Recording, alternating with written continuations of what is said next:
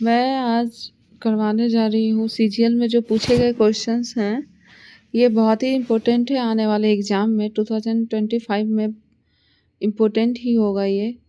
तो आने वाले सीजीएल एग्ज़ाम हो जाए या सीएचएसएल हो या एमटीएस हो, कोई भी एग्ज़ाम हो, इसमें पूछा जाएगा। तो चलिए फ्रेंड्स, देखते हैं। फर्स्ट है, ये है 9 तारीख का, 9 सितंबर को एग्ज़ाम हुआ था फर्स्ट शिफ्ट में।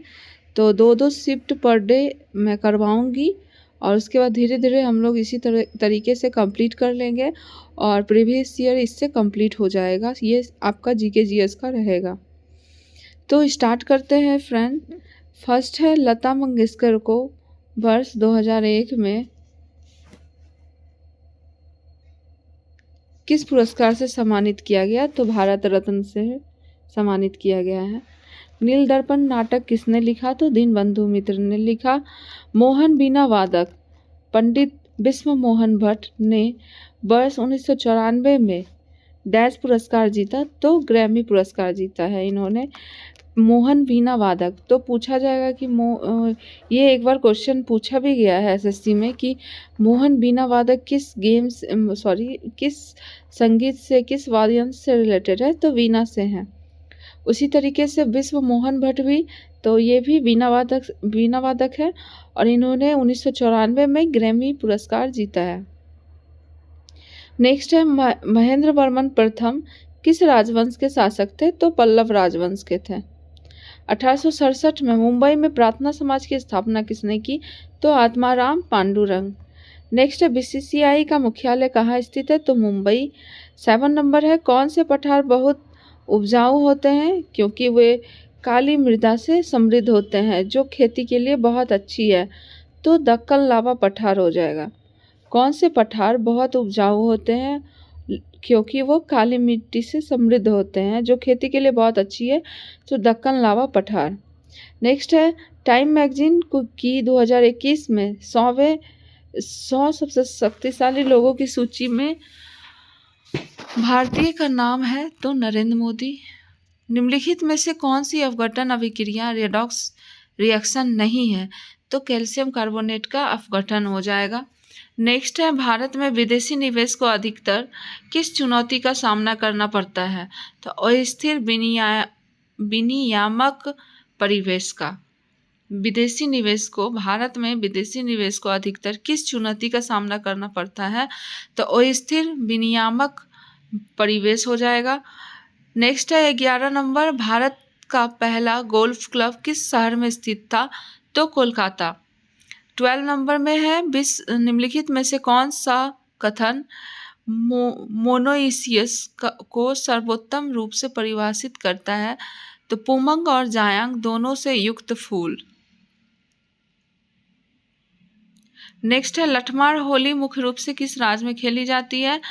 तो उत्तर प्रदेश होगा। और सुदर्शन झील का विवरण गिरनार जूनागढ़ के शिलालेख में उल्लिखित है, जिसकी रचना शक शासक की डैश की उपलब्धियों को दर्ज करने के लिए की गई थी। तो शक शासक जो है रुद्रदामन प्रथम के द्वारा की गई थी। नेक्स्ट है, जब जनसंख्या घनत्व का विश्लेषण निवल खेती योग्य क्षेत्र के माध्यम से गणना करके किया जाता है, तो उस माप को क्या कहा जाता है? तो फिजियोलॉजिकल डेंसिटी। कौन सा राज्य दालों का सबसे बड़ा उत्पादक है? तो मध्य प्रदेश। 17 में है, डैश एक उद्योग संघ और स्व विनियामक संगठन है, जिसका प्राथमिक उद्देश्य सूक्ष्म वित्त क्षेत्र के सुदृढ़ विकास की दिशा में काम करना है।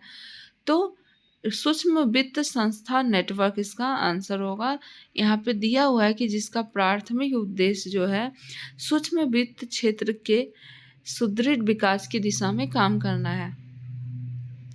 नेक्स्ट है, कौन सा अनुच्छेद रिट अधिकारिता से संबंधित है और अनुच्छेद 32 के समान प्रावधान रखता है? तो अनुच्छेद 226। निम्नलिखित में से कौन सा क्षारकता का सही क्रम है? तो CSOH ग्रेटर है KOH से, KOH ग्रेटर है NaOH से और NaOH ग्रेटर है LiOH। ये बेसिक का सही क्रम है। नेक्स्ट है संगठन के ग्रेड और उसके उदाहरण के संबंध में निम्नलिखित में से कौन सी जोड़ी गलत है। तो ऑप्शन दिया होगा उसके अकॉर्डिंग उत्तक अंग ग्रेड संगठन यूप्लेक्टेला, ये गलत होगा। निम्नलिखित में से कौन सी भारत में राष्ट्रपति के पद के लिए शर्त नहीं है।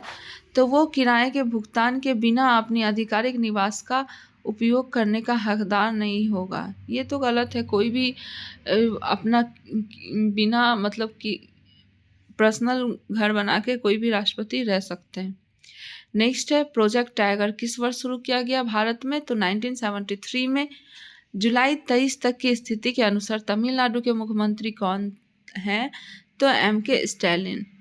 24 में है जुलाई 2023 तक की स्थिति के अनुसार केंद्रीय विज्ञान एवं प्रौद्योगिकी मंत्रालय मतलब राज्य मंत्री कौन है। तो जितेंद्र सिंह, ये इनको स्वतंत्र प्रभार दिया गया है। नेक्स्ट किसके द्वारा 1929 में बिहार प्रांतीय किसान सभा का गठन किया गया था। तो बिहार में स्वामी सहजानंद सरस्वती के द्वारा।